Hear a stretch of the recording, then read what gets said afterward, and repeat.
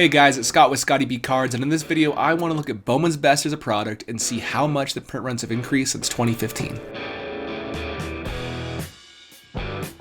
So Bowman's Best, it's a fantastic product. You have rookies, prospects, and veterans, the very best of each of those in one set, which is where you get the names Bowman's Best. It's been around since the 90s. It was released from the 90s all the way till 2007 as a product. Kind of stopped making it because demand wasn't super high, and then in 2015 they remade this product as a standalone. You had a couple different years, like in 2011 and 2012, where it was an insert in Bowman. That's why Mike Trout has a Bowman's Best. Doesn't have the rookie logo or anything, but he has one. But in 2015 it became a standalone product by itself again finally, and it didn't have major value basically until 2017 arguably as well. But in 2017, 18, 19, 20, and 2021, we've become more and more infatuated with Bowman's Best again, especially the atomic refractors and some of the rookie cards, because this set is one of the few chromium sets for players like Jared Kelenic, Juan Soto, and others. So Bowman's Best has become a really important set again, but I want to show since 2015 how much the print runs have gone up year over year, and from whatever respective year we pick from that year to 2015 and so forth.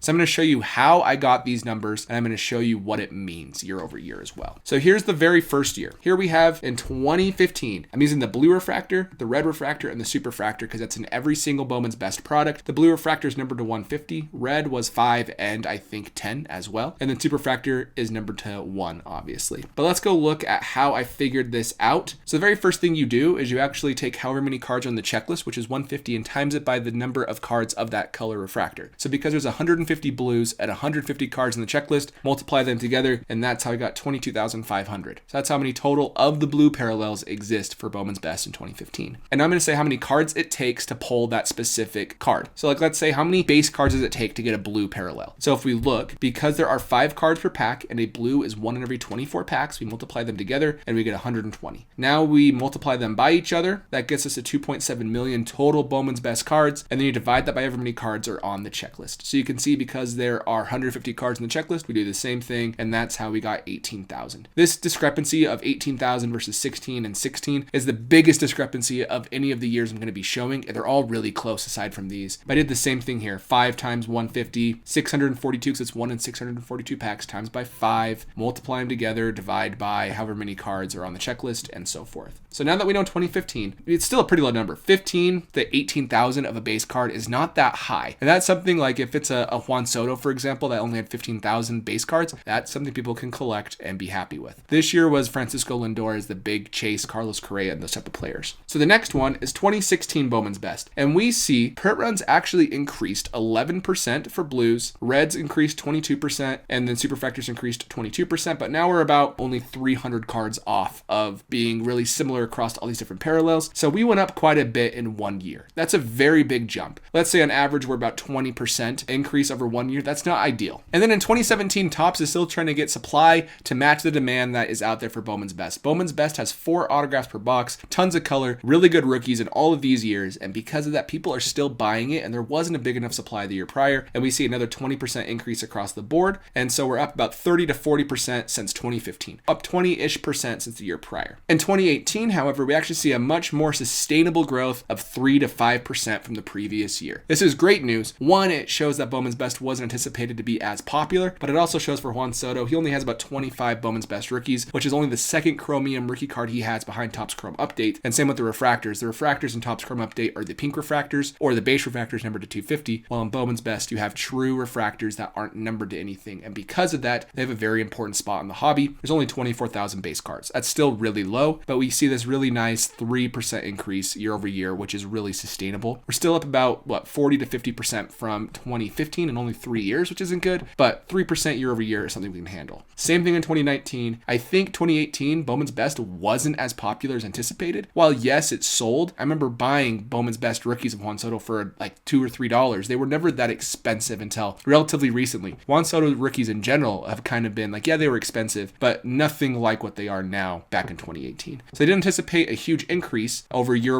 for demand, so they didn't really increase the supply that much. Another 2 to 3% increase. Very sustainable. Now we're about 25,000 of each base cards for Bowman's Best with a great rookie class in 2019 with Tatis, Eloy, Kyle Tucker, everybody else in that year. There's a lot of great players. And that's one of the more strong checklists that we see for Bowman's Best across all of these years. 2018 to 2019, excellent years. Then in 2020, it's an even lower increase, which is surprising because 2019 Top Series 1 to 2020 Top Series 1 is a huge increase, massive increase, while we have a 1 to 2% increase essentially in only 1 year. That is great. And that's what we want to see from a product like Bowman's Best that is hobby exclusive, and we can actually have value in those atomics that are 1 per box and not numbered. We can actually tell, yes, they have true value because they're not increasing print runs really at all. And that's the case from even, right here, we can see it's up 40 to 60%. We're still 45 to 60% for increase from 2015. But unfortunately, we are seeing a bigger increase in print runs in 2021 Bowman's Best, but this has to be, for hobby products, one of the smallest increases year over year for supply of any hobby exclusive product that you can find, which is great news. Even in this Bowman's Best of 2021, the Wander Franco,